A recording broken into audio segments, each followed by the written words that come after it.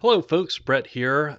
This is an interview episode, and therefore we do not screen for explicit language, and there is quite a bit. So, if you've got little ears around, now's a good time to throw on your headphones or maybe skip ahead to something else and come back when you can be alone with ourselves and Clint Hocking. Please enjoy.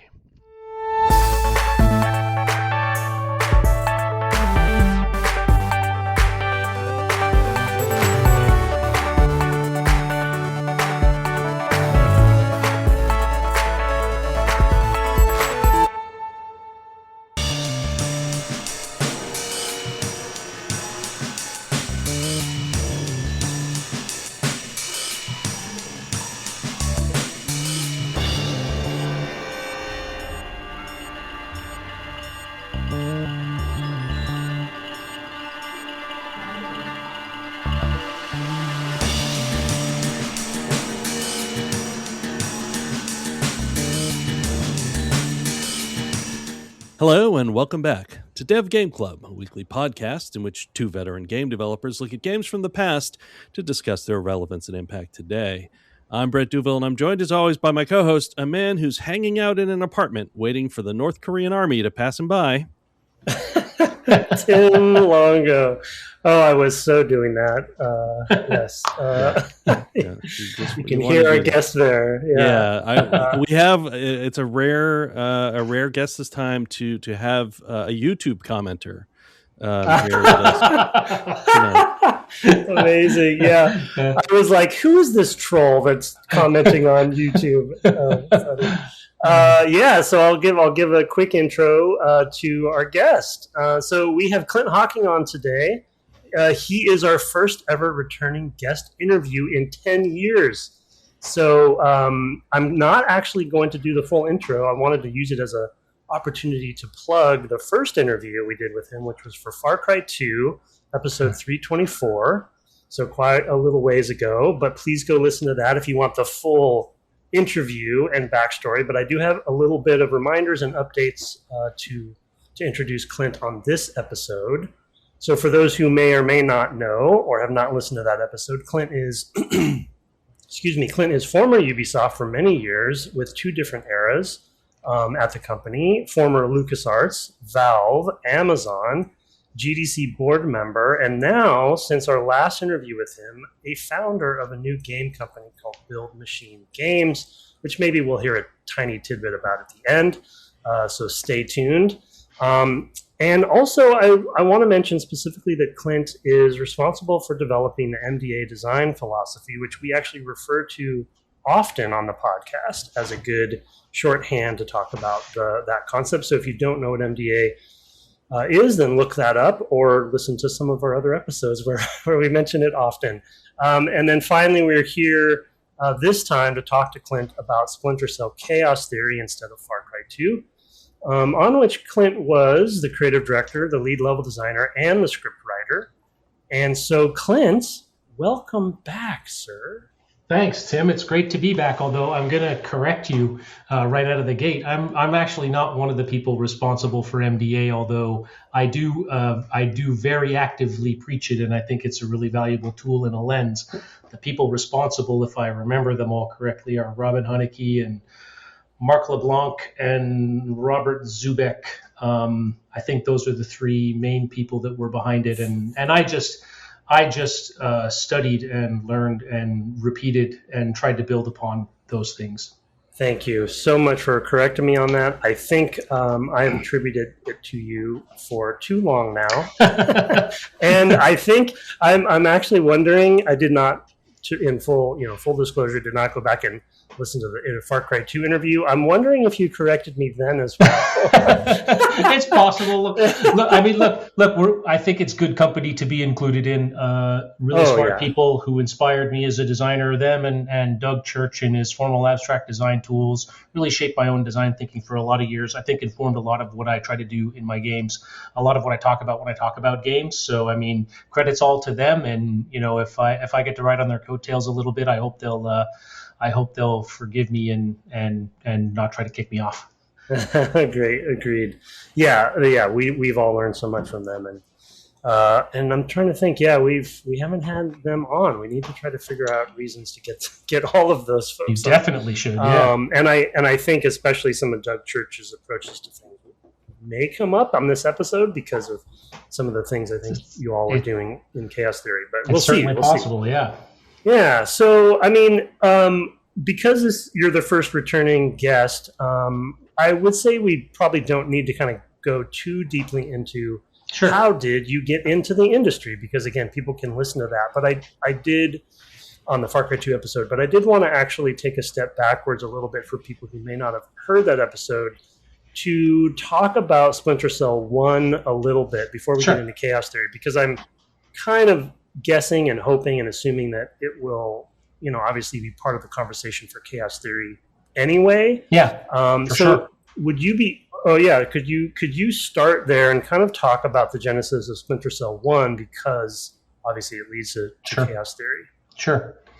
Well, so let's see. I joined Splinter Cell 1 in maybe July or August of 2001. July, probably, just a couple months before 9/11, in fact.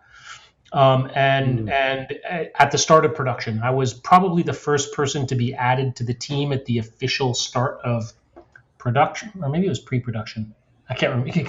It's been 25 years, so maybe it was the start of pre-production. But the point is, the team was really just a conception team before that, and they built some stuff and some prototypes and some demos, and they had some bits and pieces. There was, I think, maybe 20 people on the team when I joined. A lot of them had come from Ubisoft, had an office in New York City, actually, and a lot of the team had moved up to Montreal from New York when they sort of stopped development, or at least I think like console and PC development in that office, and moved anybody who wanted to up to Montreal. So it was actually a lot of New Yorkers on the team, about 10 of them maybe, and some Montreal or Quebecois people on the team, another 10, maybe half and half, something like that. And I think I was the first person to join the team, or at least the first person to like relocate. I came from Vancouver. It was my first job in the game industry. I was working in web and doing my master's degree and doing independent filmmaking and stuff like that. But transitioned into video games. It was my first job in the game industry. I moved to Montreal from Vancouver and joined this kind of team of this kind of mix and match team of like New Yorkers and Montrealers working together on this really cool thing that looked really exciting. They had Ubisoft just maybe a couple of years before had bought Red Storm and sort of acquired the right to make all the Tom Clancy video games. And so this was going to be the first Tom Clancy game after Rainbow Six that was, but it was a totally new IP and it was a totally new set of characters, and it wasn't going to be, Jack Ryan, blowing guys up until he becomes president or whatever. It was going to be new characters and a new story. And, I was hands-on with the demo when I came in for an interview, and I was super impressed and interested. Before that, I was a PC gamer entirely, and wasn't really super engaged in third-person games. I mean, before that, I think maybe there was the original Hitman that I'd played, but I hadn't played a lot of third-person games because I was mostly a PC gamer. And at that time, third-person games on console, how do I say that? The camera was tended to be very world. I don't even know how to describe it anymore. I don't know what the terminology was. I've forgotten it. The camera was like world constrained, right? You would come into a room and the camera was not under the player's control. The camera would go in the corner of the room and you'd move your character relative. The camera was world relative. That's the word I'm looking for. Or largely world relative. There was some camera control or whatever, but really you weren't controlling the camera and the character on dual analog sticks the way you do in a first-person game, or I would say a more modern third-person action adventure game. And I just really didn't like that as a PC player. But this was the first third-person game that I'd ever played where it was sort of dual analog a la a first-person shooter, where you had full control over both the camera and the character, and it felt so much more immersive and so much more interesting and so much more, how do you say, like immersive and grounded. You really felt like your character was part of the world. And even then in the early prototypes, Sam was really physically connected to the environment. There were zip lines and ladders, and the hands were on the rungs of the ladders, and you could go back to wall, and I think you could do the split jump even then, and you just felt like you were really physically part of the world, and that really impressed me. And so I kind of took a winger and decided to move my life across the country and join the team and started working on Splinter Cell. And it was a real wild ride, because some of these things I'm talking about, this really player controlled camera, dual analog camera. I mean, Halo wasn't out yet. The Xbox hadn't shipped, right? So just a lot of the stuff that was being done was very innovative and very different and very PC design transitioning into a console. Mm-hmm. And it was like nothing people had ever seen before, really. And at the same time, there were a lot of people who were, had really strong console backgrounds who were I think maybe confused, or that's the wrong word. I don't want to. I know what you mean. They were it's a transition, struggling to transition away from like a world relative camera. They were struggling to transition towards a more player freedom philosophy, like console games, third person action adventure games. Then were very, very like room corridor, very, very linear, right? Yeah. And the team was really pushing to like open that up and make it more free and give the players more control. So from the very beginning, as great as everything was and as exciting a place and a time, and there's kind of it was in my opinion, and looking back on it 25 years later, it was the birth of a golden age right there in that room. But there was still tension, and there was still disagreement about how to move forward and what the right way to make that game was, and we struggled with that through the entire development of the original Splinter Cell, for sure. Thanks for setting it in its time as well. I'm thinking back to around that time too. Brett and I were working on flight games and first person shooters at the time, but also Brett was working on some other stuff as well. But I would say LucasArts was struggling. The same time you were there, we were at LucasArts, and that studio was struggling with the same thing. For those who were making action games and going into third person, I can think of some games like Bounty Hunter, or some that were, we were used to Jedi Knight, right, and Dark Forces and those sorts of things. And I worked on an Indiana Jones game that didn't actually crack the nut, and I would say didn't succeed at the third person camera challenge. And so we were struggling at the same time. And I do remember Splinter Cell being this trailblazer, sort of like Halo ends up being for first person on console, and especially being associated with Xbox. And you mentioned world relative camera and kind of more crafted cameras like that. And the two touchstones that I would actually throw out there are Metal Gear, which is in a weird hybrid spot where it had a bunch of different ways that it solved this problem, and it wasn't always consistent. And then Resident Evil was also going through its like transitions, and eventually you get to 4 is kind of where it kind of found itself. I think its modern self. So great. Thanks for bringing that up. And so it also, I don't think you mentioned this last time you were on, but it's cool to hear that you actually had a playable in your interview. That's a really cool thing to hear in that time, to know that they're far enough along and that they wanted to share it with you. I mean, the game had been through a number of kind of conceptual iterations, I think, some of this has been written and talked about before, but in the beginning it was a game called The Drift, which was sort of inspired by, I never saw that, I never played it or whatever, but it was kind of inspired by Fifth Element. So there was like a city with flying cars or whatever, but I don't think it was an open world or anything. There was I think at one point they were trying to position it as maybe a James Bond game, and so there were some sort of like I think maybe that's where the zip line came from, and like some kind of acrobatic moves, but I don't know whether that deal fell through or whether it wasn't.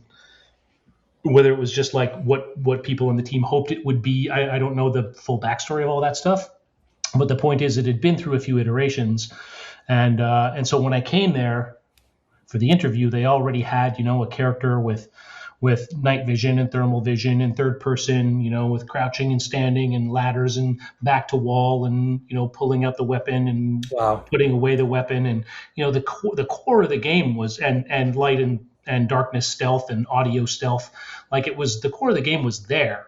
It was broken. It was janky, but it was like, you could see it. And, it wasn't called Splinter Cell. It was, Tom Clancy third person commando game sort of. I'm sure it had a code name. I don't even remember what it was, but so we started. They pitched the idea of what it could be, and I met the writer JT Petty, who's still a good friend, and he was from New York, and talked about some of the things they were working on in the story. As it happens, one of the independent films I was working on was also kind of about this kind of commando guy who was hiding in the shadows and using night vision and stuff. So like I was like, oh yeah, I'm familiar with a lot of this jargon and a lot of the things we're talking about. So it was a really good. It was really exciting. Like I didn't think there was any chance I would be taking this job, if I'm completely honest. A friend of mine sent me the job posting, and I'd had a friend in my band who a year and a half before had moved from from Vancouver to Montreal, and I was like, if they're going to fly me there for an interview in Montreal in the summer, I'm going to get to hang out with my friend for 2 days and be told that I don't have a job. So it sounds like a free trip to Montreal. And then they showed me the game, and I was like, holy shit, this is really fucking cool. I should see if they actually want to hire me. So yeah. They convinced you. Yeah. Yeah. That's awesome. Yeah. I mean, and I'm sure the demo was a big part of that. Yeah. That it was for sure. Yeah. Yeah. Yeah. Just very, very special. And I think somewhat unique of the time, I would say, yeah. So one you're starting out on the game, and I think some topics will come up around the franchise itself. I was going to ask about that specifically because we just, as we were doing the episodes, we had questions back and forth that we truthfully could have probably done deeper research on to find the answers, but didn't know for sure. But Splinter Cell was an original sub IP within Tom Clancy that was not based on a book. It was not based on a movie or TV show, right? It was created for the game, which I think was one of the first ones, because Rainbow Six was a book originally, I believe. You mentioned Jack Ryan as well. I'm not sure if Rainbow Six was a book originally. I think maybe the game was original, but there are characters like I think Jack Ryan is in the original or mentioned at least, and Ding Chavez, who's like a major character. Chavez is in the book for sure. Yeah. So it's kind of a spin off of the books, but yeah, everything in Splinter Cell is totally original. Yeah. Yeah. So what was it like to? It sounds like maybe some of that was already kind of in the works when you started, but it has its own identity, I guess I'd say. And of course, we have some very direct competitors like Metal Gear that might keep coming up. And of course, Rainbow Six is already pretty established at that point within Ubisoft. But like, were there, franchise pillars or franchise goals, or how did the sort of franchise identity for Splinter Cell get developed that will, eventually lead to this, many game, cycle? Yeah, I mean, I think there was this. There was probably a pitch deck or a document or some kind of internal wiki. I don't remember exactly, where they kind of talked about the Tom Clancy, pillars of like, realistic, future tech, and like grounded in the sort of predicted reality that you'd find in Jane's or something like that, right? Yeah. Future military, the OICW infantry combat weapon. See, I still remember some of this stuff, right? That may or may never see the light of day, but like it's being currently developed now. So you're looking at all of this, all these DARPA contracts, and like trying to figure out what the future of warfighting is going to be, and sort of using that as the basis for the technology and stuff like that. And you're reading the CIA World Fact Book, and you're doing research into, potential future conflicts between the U.S. and China, and now that Russia is starting to rebuild itself in the post-Cold War era, like, are there going to be new kinds of conflicts there, territorial conflicts in the Caucasus or in Central Asia or places like that. So you're kind of like steeped in this sort of I don't know what you call it, this sort of sort of neoconservative American fantasy of needing to protect the world from the future threats, circa 2001, right? And all the kind of tone and style that comes with it. And so we got kind of up to speed on all of that stuff. But you're right, a lot of it was already underway by the time I joined the original Splinter Cell. Well, and to your point on sort of again, placing it in its time with 9/11, and then also just the geopolitical focus of it. I mean, Metal Gear always has a global conflict approach, and the stakes are high, but there's such a stylization and melodrama to it to be fair to them, that, and I'm a Metal Gear fan, by the way, with some exceptions, but it wasn't like the thing you mentioned, the word grounded earlier, and with Splinter Cell, the stakes were always high, and it seems like often Sam ends up saving the world by himself almost, or he's doing missions that end up resulting in that. Obviously, he has a support crew. Yeah.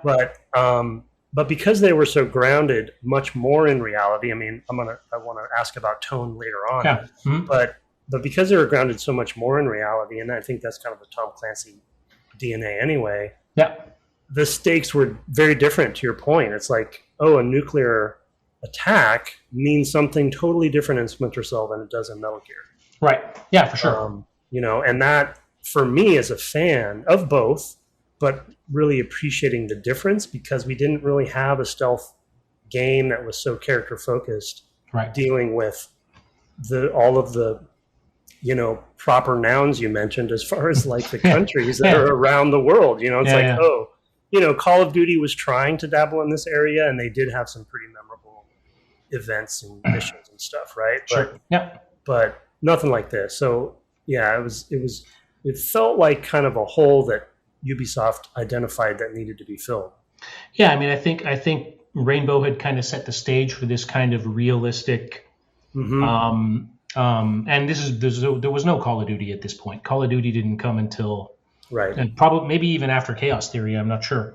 There was Medal of Honor, and then they spun off and left and became Call of Duty. I don't exactly remember when, but the point is, I think Rainbow Six set the stage for like this kind of very real world kind of thing. Although at the end of the day, Rainbow Six is about an embassy in Bogota. Right. Yeah. It's like it's very localized and very focused, but it still has that feeling of like there's what's in the news that the world knows about, and then there's the kind of behind the scenes, the covert or occult.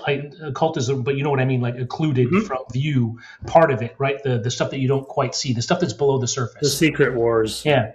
Exactly. And so Splinter Cell leaned very heavily into this. It's like, and it's all there in all the cinematics and all of that stuff. That's the whole structure of the thing, is like the headlines and what's going on in the global, what's happening in CNN or whatever the news agency is called in Splinter Cell, and then what's happening for real behind the scenes, right, with Sam, right, the stuff that no one knows about. Right. Yeah, and it makes, as a player, it makes you feel like you're let in on something, right? Special, and you're in the know, which is sort of the cornerstone of any spy fiction, right? Yeah, sure. Yeah. But cool. Okay, well, thanks for hitting the franchise a little bit, because I think it definitely will come up. I think multiple times, but so I guess maybe we can start transitioning to Chaos Theory, so we can spend most of our time there. Sure. Mainly because that's obviously the one we played for the podcast. But the transition I wanted to ask you about was any memories you have for. I assume you finished Splinter Cell 1, and then another team took up Pandora Tomorrow, and then you went straight on to Chaos Theory after Splinter Cell 1. Was that the idea, that whole, how that happened is in fact probably the heart of the whole story, right? The first Splinter Cell team, as I said, was kind of, I don't want to try to paint it as a conflict, although there was conflict, but there was kind of division between this sort of PC player freedom, player agency approach to game design, and this console action adventure, linear. The player needs to experience every single thing that you've created in the order you've experienced it, kind of philosophy on the Splinter Cell 1 team. And then what happened was as Splinter Cell 1 was shaping up to be actually probably really quite good, a sequel was sort of put into the works in the Shanghai studio. And that made a lot of people really upset because, we knew that we had something pretty awesome on our hands and we wanted to make the sequel. And the sequel was going to go to someone else. And that was I don't know, for some reason, an insult, I guess, or taken as an insult. I mean, it didn't sit super well with me, but a lot of people were much more angry about it than I was. But regardless, whatever, that decision was made and the Shanghai team started working on the sequel, I think even before we shipped. And then after we shipped, a lot of the core team, and I would say largely it was the core team who were in that more action adventure side of things, quit and left, and they went and founded the EA Montreal studio because they were pissed, right? Like about 6 or 7 or 8 of them all left en masse. And that was there was a big lawsuit about that, and it was all a big mess, whatever. At the same time, a lot of the people who were kind of in my camp of the player agency, kind of more PC informed, I guess, or PC philosophical approach to everything. A lot of those people had already left. They'd left before during development. And so there was really kind of a skeleton crew left at the helm. And I was probably, as a lot of the people in my camp had kind of left, the game designer, the lead level designer, the script writer, I'd kind of taken over a lot of those roles to the point where I was doing like 3 jobs on the first Splinter Cell, and it was like super, super burnt out. But with the skeleton crew that was left, and people who were working on the PC port of the original Splinter Cell, that's sort of who we formed the Chaos Theory team out of. And I was sort of the natural creative leader of that team just by, just by attrition. Like I was the last one standing. And not through any. That sounds like I defeated the other people. They all left. Like I was the last one on the ship. Sure, but you're selling yourself a little, short. I was the last one standing on the deck, right? And everybody else had gotten into their own little lifeboats or whatever, their own little ships and sailed off. And so escape pods. Yeah. And so what are we supposed to do here? And so we brought together the sort of remainder of the console team and the team that was doing the PC port, and we started working on Chaos Theory. And I was started as the lead level designer and the script writer. And then within a couple of months, I was also the creative director. So I had 3 jobs again. Yeah, it seems like, well, he did it last time. So maybe he can. We're underusing this guy. He's only doing 2 jobs. Yeah, what the heck? Yeah. Okay, yeah, so that explains it. I mean, I understood the need for... Yeah, I don't know. It's when business gets involved, right? They want a sequel. They want it sooner. Yeah, of course. Business calls, and so they start another team, and been there before. So the natural question at that point is, okay, you have, it sounds like you and the team have a great love for the first one and what you were able to accomplish there. You're going to make, yes, Pandora Tomorrow is going to do its thing, but you're now going to make Chaos Theory. What do you think about from the first that you wanted to keep, and what things did you want to iterate on? What did you want to improve upon? What were your learnings from the first one that you were immediately ready to bring into Chaos Theory? So, I mean, for me, it was, and I'll be crystal clear, it was super immediately crystal clear and obvious from day 0 what we needed to do. And in fact, I wouldn't say we were the biggest fans of the first one, right? The first one was a kind of a bloody compromise of those 2, for lack of a better word, factions, right? That were trying to push the game in 2 different directions.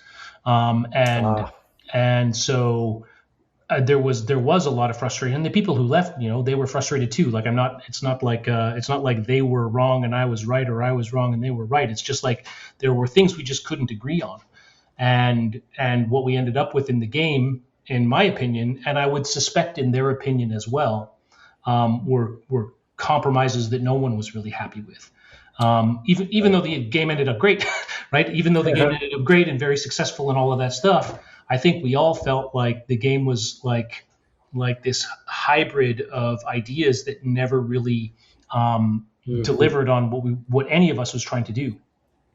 Things like getting 3 alarms because a body was found in a corridor, 7 rooms back, and that triggering a game over, that was just infuriating to me and to other people on the team.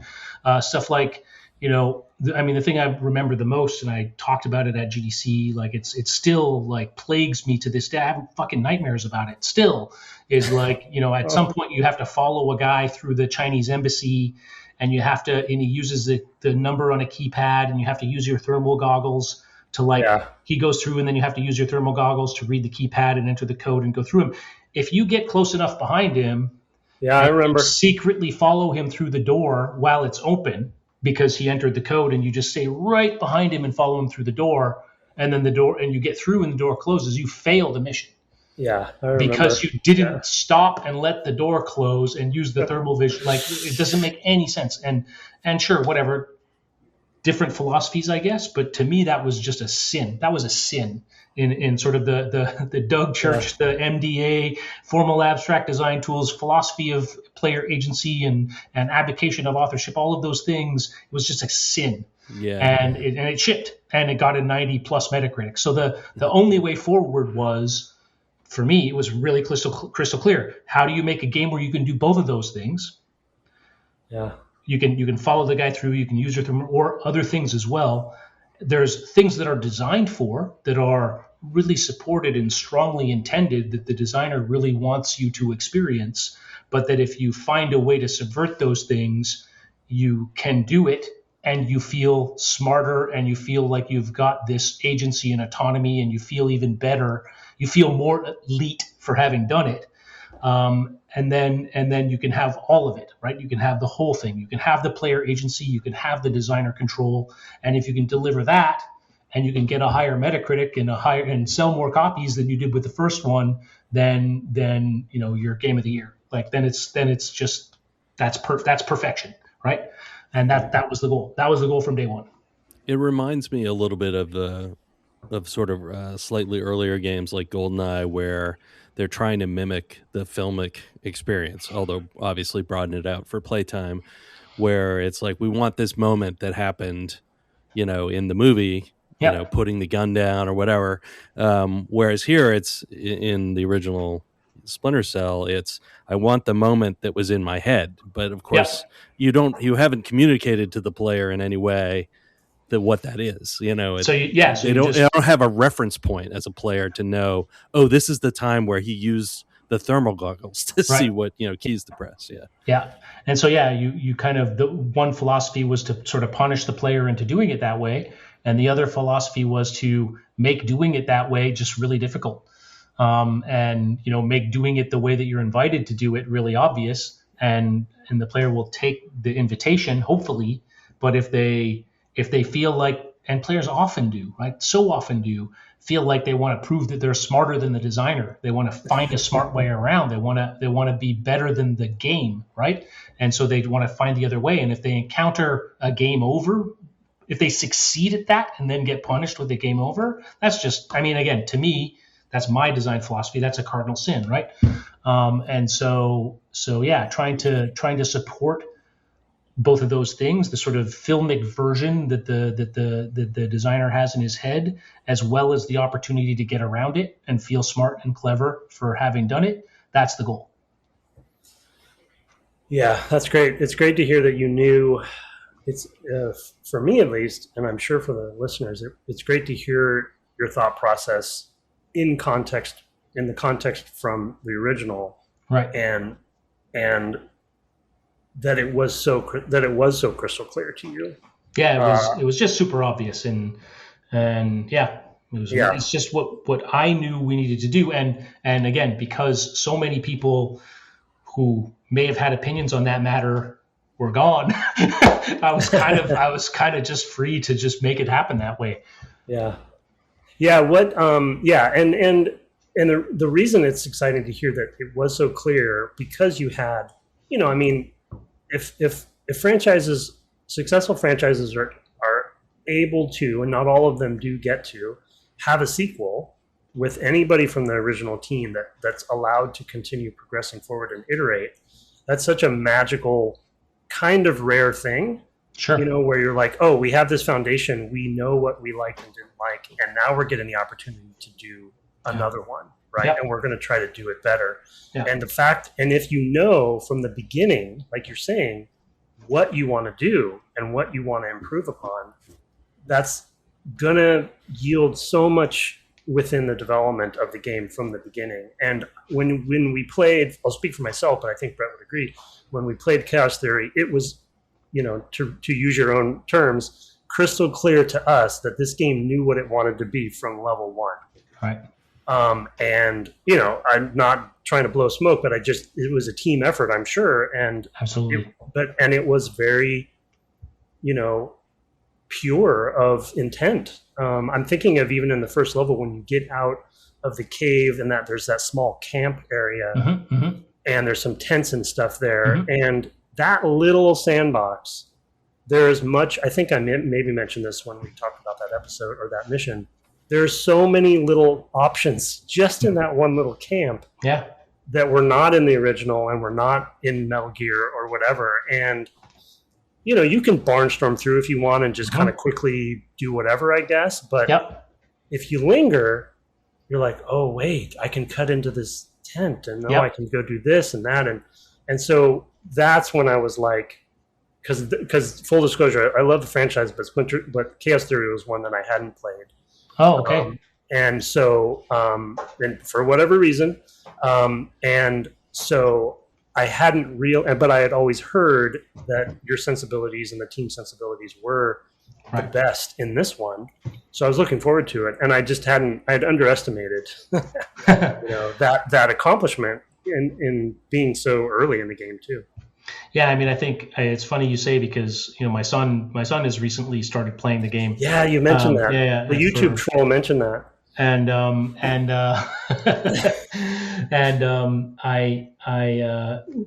he played that exact courtyard with the tents on the right and the sort of light on the stand and the generator.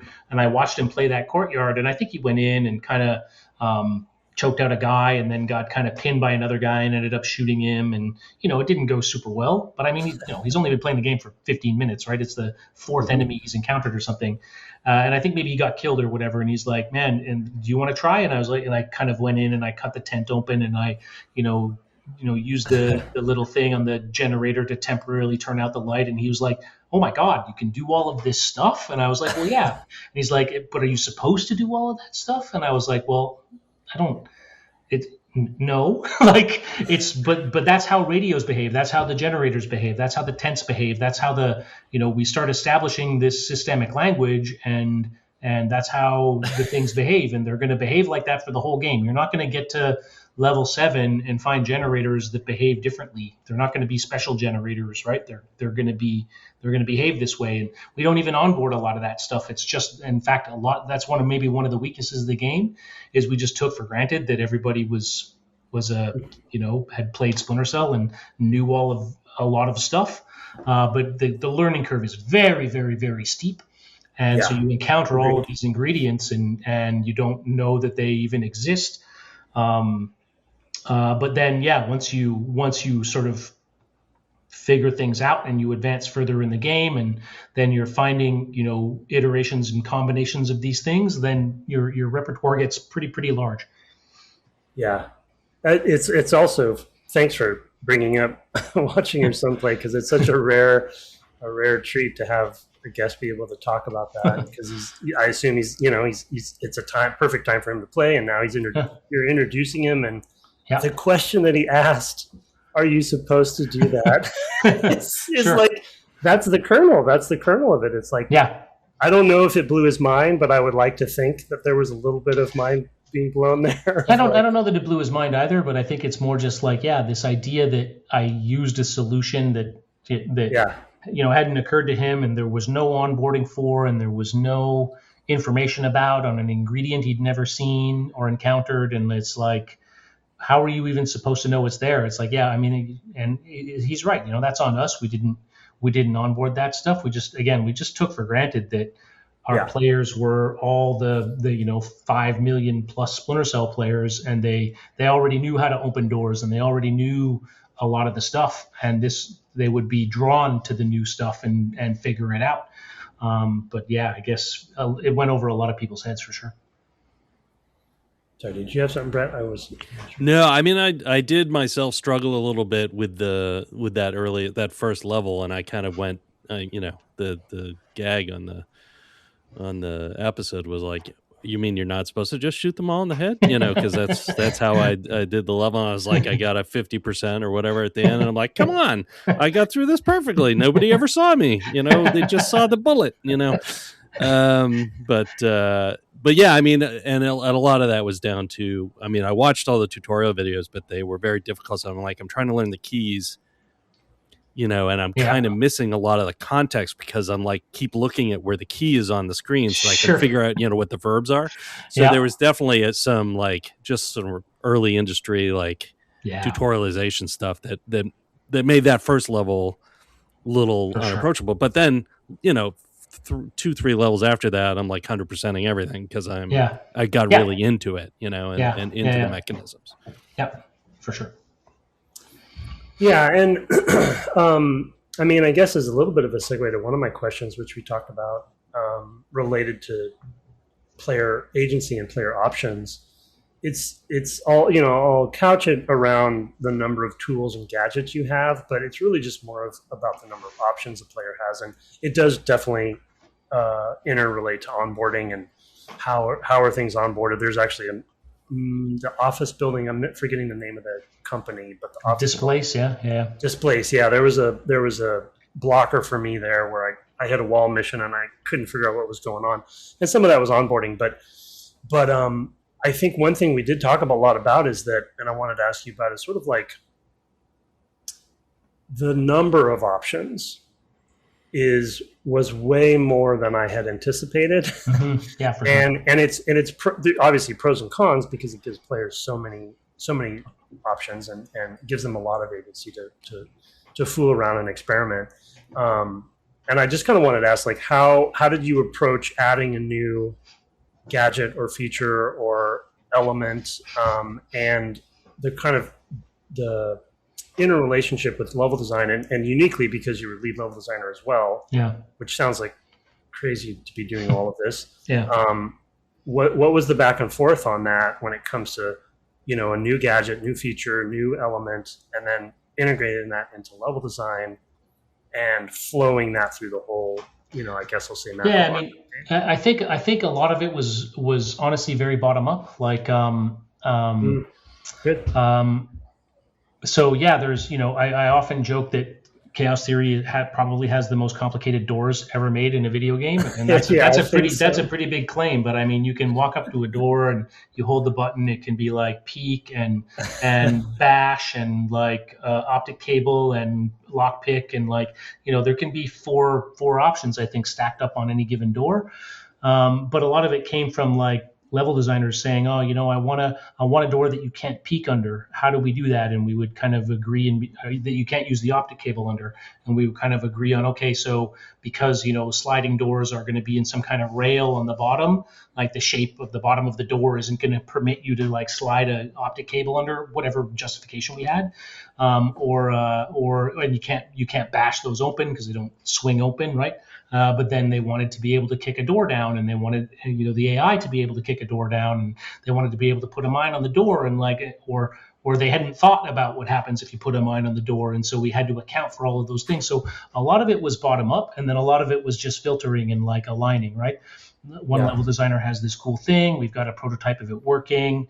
It feels really good. People are excited about it, but it contradicts this other thing that a different level designer wants. And so it was just kind of like constant negotiation of trying to get the right things in there. But there was never a, and again, I think maybe one of our weaknesses was there was never a that's too much. There's too much cognitive load. It was just like, it's okay as long as we push it and polish the shit out of it and it's really good.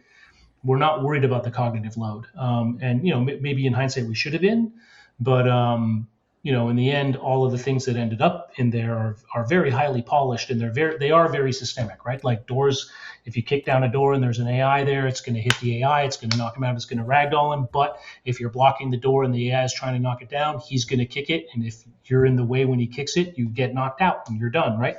And so all of these things were, as we would come up with a thing and decide we were going to put it in, we would just do the work on every axis, to make sure that it went through all the way in every department. And it was very demanding, but, I think, that's very flattering that you say it was very clear to you when you first started playing that what the vision and the intention was. And I think that was the case for the team. I think everybody really understood what we were doing, and everybody was really aligned. And so when we made the decision that, you can kick down doors and the enemy can kick down doors, and that's going to be a shitload of work, everybody was like, yeah, but it's cool. And that's what it needs to be. And so we did it. And so we did it. And so we did it, yeah. If only everything was like that. Exactly. Yeah. It was a different era too. Yeah. And so we did it was a little different then. And luckily for us, for our industry, I think indies have taken that mantle on a bit more. But I do appreciate you walking through the process of that bottom-up approach and how, because I think one of the hopes I know that I have, but I know Brett does too for the podcast, is because we want to, obviously we're talking to developers and we are okay going very deeply into things like design. It's helpful, I think, for listeners who are big gamers to hear kind of how the sausage is made, and that it's like, it is difficult, and there is just making a decision of something cool has to be, should be, it doesn't have to be, it isn't always, but should be thought through. Yep. And okay, sure, that's an awesome idea. So how do we make it work in this game with all these other elements, et cetera, et cetera, et cetera, and that there's kind of a pipeline to that thinking that a lot of I think sometimes gamers may not fully realize, for sure, because they're just wanting to have fun. But I think to your point on the cognitive load too, my understanding doing just kind of when we were prepping to do this game, this is also one of the games in the series that was replayed the most, which I think is maybe the sort of like the positive spin on that other side of that coin of like, okay, yes, there's a lot to do, and I'm probably not going to use everything in my first go through. Yeah. But if I play again, I'm going to start exploring. Brett actually did a lot more 100%ing than I did, and I think he did. For sure. I mean, those things are intentional, right? That idea of, hoping that players would be compelled to try to get 100% on a level, and the depth and the complexity of some of the systems, that's all on purpose, right? Like we weren't working in an era where people were like, we need our players to engage with the game for 100 to 200 hours. So how do we increase engagement and progression and blah, blah, blah, blah, blah, blah. It wasn't that. It was that if you make the game rich enough and there's enough player agency and enough challenge to access that agency, and then you give the player a C+, the player's going to say, well, what the fuck? I thought I did much better than that. And then they're going to be like, okay, but there was that thing where the generators, like there was all those interactions on the generators, and that's where I had to kill those 5 guys, and I lost 20% of my rating because of those 5 guys that I killed. Let me go try that again, right? And then they go play it again, and they're like, I can turn out the generators. Or, if I use the OCP on the generators, they stall and sputter, and they attract guys in the dark, and then I can take them out. And players start evolving and developing strategies, and they're not like engaged because of progression, right? They're not engaged because they want to get the fucking rainbow unicorn hat and show it to their friends. They're engaged because they played the game, they thought they did well, they enjoyed it, they got a passing grade and thought that they did better and knew that they could do better and tried again, right? Yeah. And then did better and found new things that helped them do better as they went forward. I mean, to me, all of this engagement and progression bullshit that has overwhelmed the game industry over the last couple of decades is just a replacement for this, right? Yeah. And look at the games that are massively successful. Look at the Bloodborns and Sekiros. They're this, right?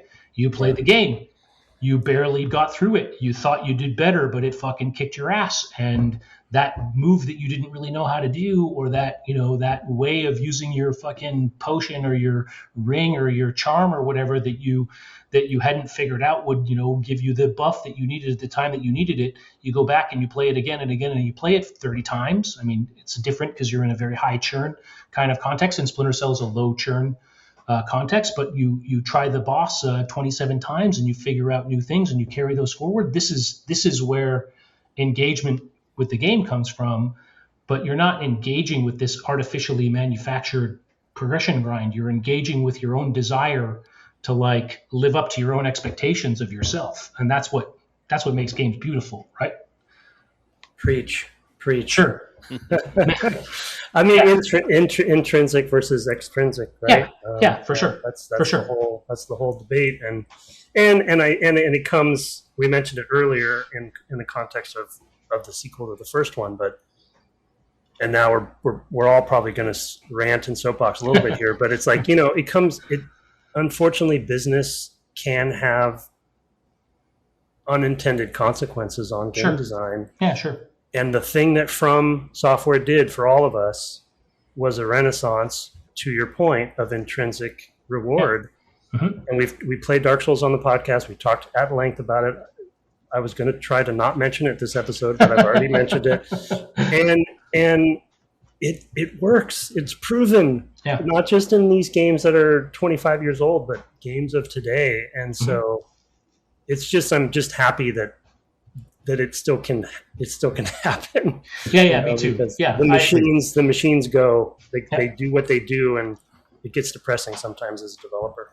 Yeah, I think it's I think as the budgets creep up and you get to $250 million budgets, and you get players play testing your game for a week, and maybe they're frustrated.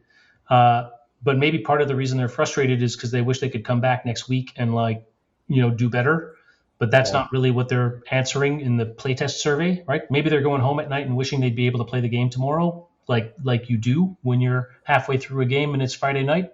But you still have the game on Monday if you're a real person. But if you're a tester, like a focus tester or a play tester who's been brought in to give feedback on the game, like at the end of the day, Fridays, you're the end of your experience with the game, and you're not coming back on Monday to play it. And so maybe your report is that you're a bit frustrated, even though you're lying there in bed at night thinking, oh man, if only I'd done this, if only I'd done that, if only I'd done this. That engagement may very well be there. But when it gets massaged out by let's give them, these feelings of progression, let's make sure that players who headshot everyone can get 100% also. Right. Well, okay. But then what's the fantasy of this game? Why am I the invisible, why am I the totally invisible super commando at the tipping point of this international crisis if I just headshot 19 guys from the shadows? And there's a pile of 19 bodies in a bathhouse in Tokyo. Can you imagine what happened if we woke up tomorrow and CNN was reporting that 19 guys were shot in the head in a bathhouse in Tokyo? It would be the most incredible news that you would think. It would be on par with the Mumbai hotel attack. You'd be like, what the fuck happened, right? It'd be unbelievable. It wouldn't be covert at all. It would be the most overt thing that could ever happen. So, if you want to live that fantasy that the game is ostensibly saying that it's selling to you of being this super covert secret agent who goes in and gets the job done and kind of leaves undetected, but the problem has been, the cancer has been excised at the root, or whatever metaphor you want to use. You need a system that presses the player towards wanting to do that as well, right?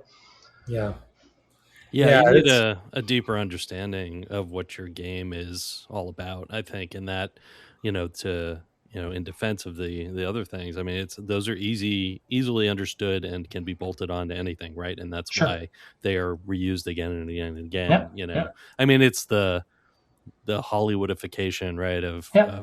budgeting and everything, in that terms of like sucking out the art of doing it. Yeah. So. And of course, some big successes this year in Hollywood have shown like you don't have to do it that way. You can just be passionate about the thing that you're making and make it different, and that will stand out. So let's hope that keeps happening there and spills over. So for sure. Yeah, and to your point, Brett, some of the ones that people would have assumed, the big Hollywood blockbusters would have assumed would do well, did not. Yeah, did not. Yeah, have been leaving craters. So those craters are being felt now too. So it'll be interesting to see in that industry what happens as outsiders, but or at least myself as an outsider. But and I totally. That's why I love these interviews, because we don't have a set track that we want these interviews to go on, and we want the interview, you want agency and autonomy. And am I going to get a C+ at the end of the interview? Is that why you got me back? Did I get a C+ on the last one? And then let's see if he can come back and get a 90% on his. Yeah, we wanted to give you a chance to make up for your C+ for Far Cry 2. Yeah, okay, good. You've learned. You've come back and taken agency over. But what I was going to mention, a topic that I didn't even think would come up, is what you're talking about, and I'm really so happy that it did. But to your point on being a secret agent and the stakes being what they are, and how we talk a lot about cognitive dissonance, and you do as well, and we do as an industry a lot. And there's plenty of game examples out there. But to your point on what do you reward and grade the player on based, at the end of the match, or rather the end of the level, and what don't you? And that one thing, to your point, is like, well, wait, why? Brett's example of, well, I shot everybody and they didn't see me, so why did I get a 50%? It's like, well, no, that's not what this game is. We are trying to deliver you the fantasy of being this covert, badass. So many times those are in conflict, but in this game, in Chaos Theory, they're so intertwined and so cohesive that when you do want, like you said, when you do want to come back to improve, you do know what you could do to do that. I mean, I think we were trying. There was a lot of debates about what scores and what doesn't, and how that mission rating is calculated. That was maybe one of the most difficult things to navigate, believe it or not. Like all the development and everything, and really we're talking about the fucking report card at the end. But I think it's exactly that. We're trying to incentivize, or trying to reward, I guess, successful player execution of the fantasy, right? Which is this sort of invisible, super spy who only has to kill the one person that they have to kill. I think there's 4 people in the game, maybe, that you kill that don't actually count against the thing. Like, obviously, if there's people that you're required to kill, they don't count against your score. But there's only a couple of them. And when I think about it, and I try to think in that sort of Clancy universe and that Clancy fiction, and I think about, what's it called? Midnight, Zero Dark 30, right? And I think about these commandos who went in to kill Osama bin Laden, and their fucking helicopter crashed, right? And okay, so your mission score is hovering at a 30 or a 20, right? Like if you get bin Laden, you get a 20, but actually the fucking helicopter crashed, and it's a stealth helicopter. So let's try to get our score up to a 50 by making sure we go out there and destroy the fucking wreckage of the helicopter, so the enemies don't capture this covert technology. And you think about this, and you think about it in the context of what would be 100% in that mission. It would be everybody woke up in Islamabad or whatever the Abbottabad or whatever that town was, and Osama bin Laden was dead, and nobody knew how it happened, right? Nobody knew. That would be the perfect execution of that thing.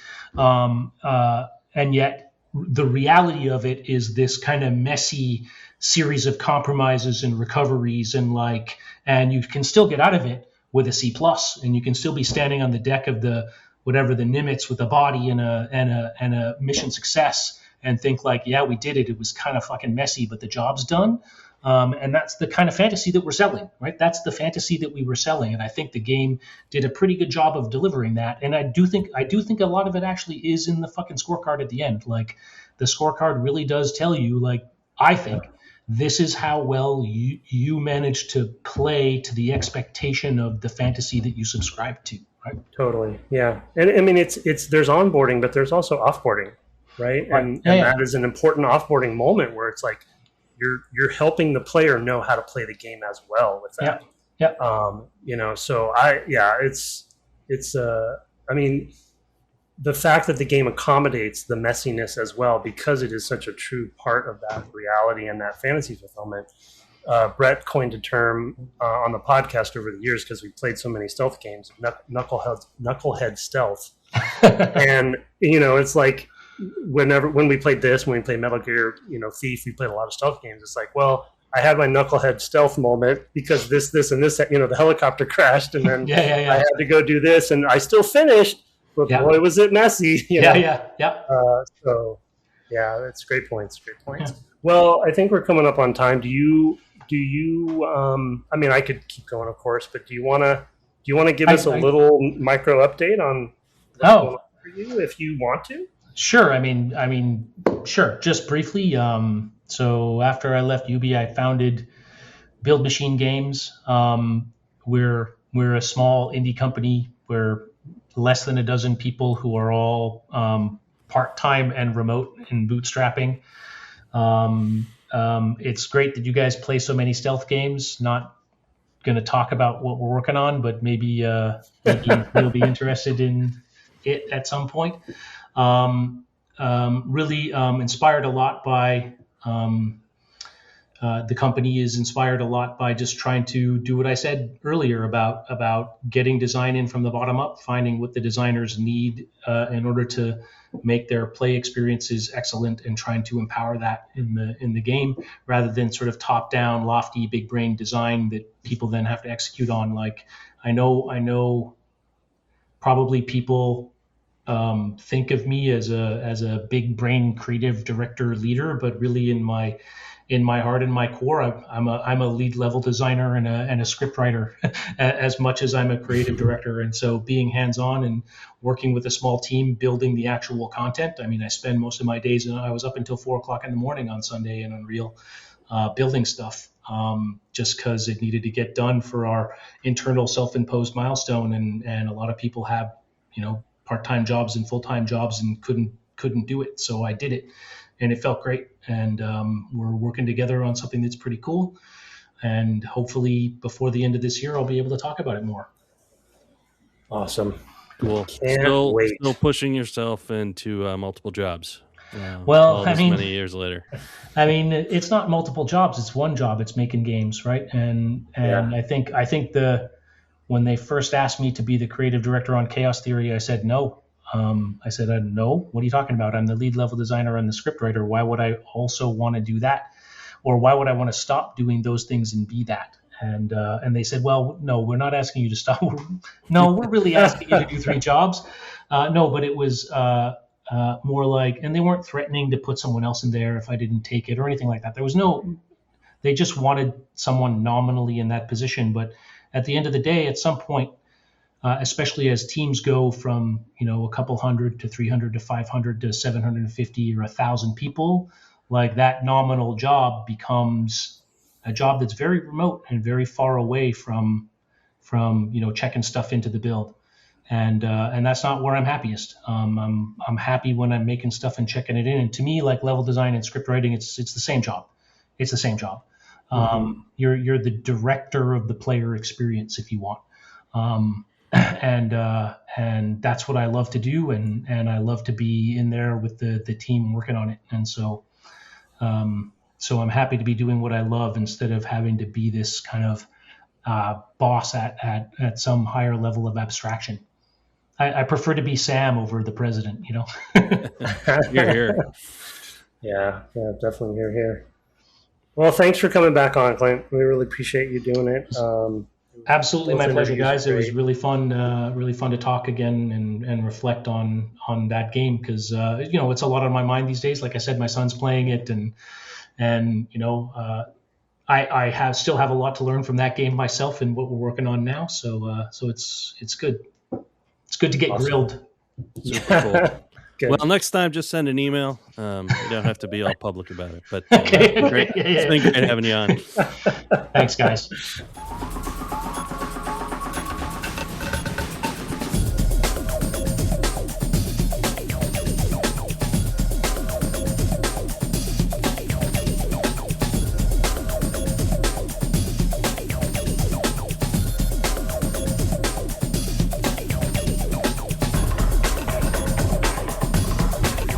Welcome back from the break. A typically expletive filled conversation with Clint Hocking. You're gonna have to put the warning. I always put that notice on the front. I was like, "Hey, this is one of our interviews."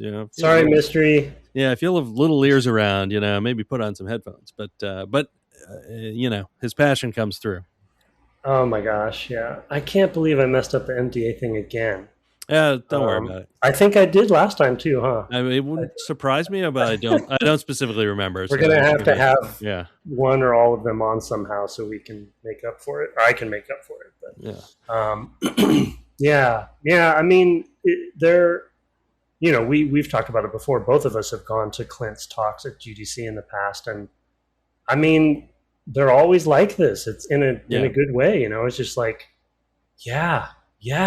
You preach it, or wow, I didn't even think about that, or just like he's on another level, and I've always appreciated it, and he's been a big inspiration, even though I guess technically we're peers, but he's always been because of those talks at GDC especially, he's always been a big influence on me, even though we're coming up together.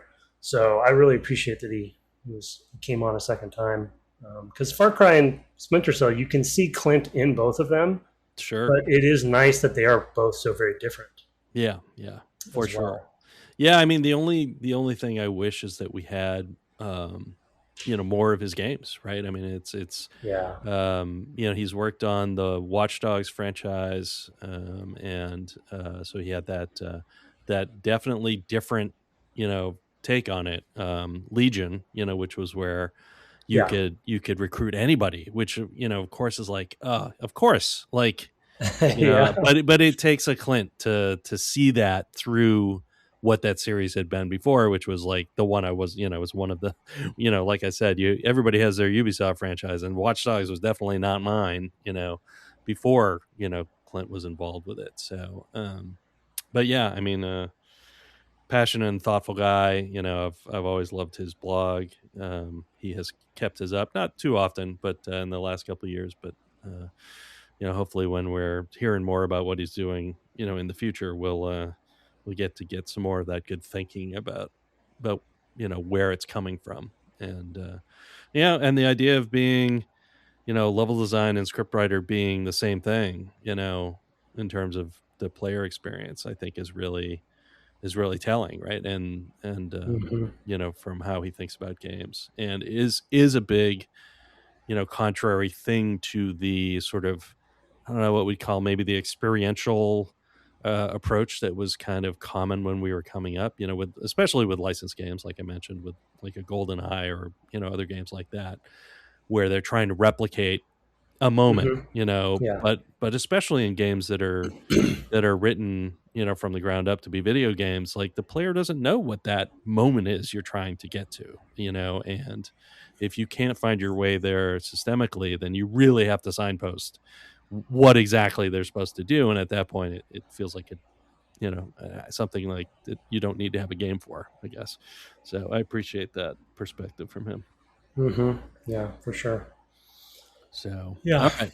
Any closing thoughts, or should we? No, I just I mean, we had a gap between the interview and playing the game, and it was nice for me prepping for this interview to just revisit my thoughts on chaos theory, and to be honest, kind of missing it because I'm such a fan of the genre, and remembering, that